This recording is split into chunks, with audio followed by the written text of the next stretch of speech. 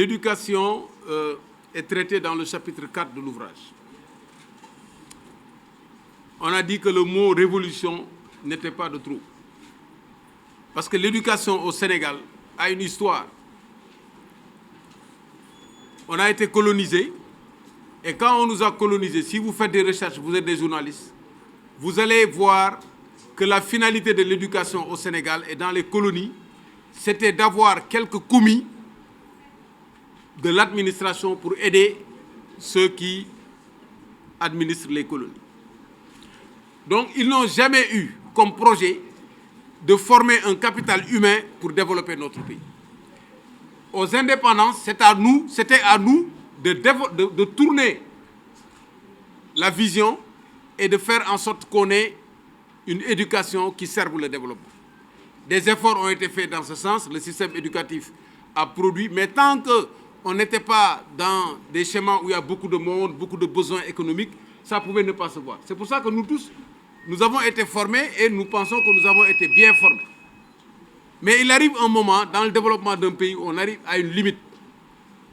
Et cette limite-là, quand c'est arrivé, on a essayé de rectifier avec des états généraux de l'éducation et tout, mais l'application posait problème parce qu'ils n'avaient pas d'argent.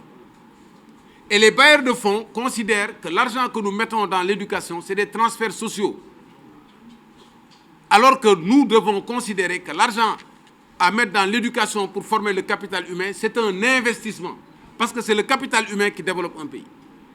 Donc on n'a pas résisté suffisamment aux bailleurs de fonds pour mettre beaucoup d'argent dans l'éducation.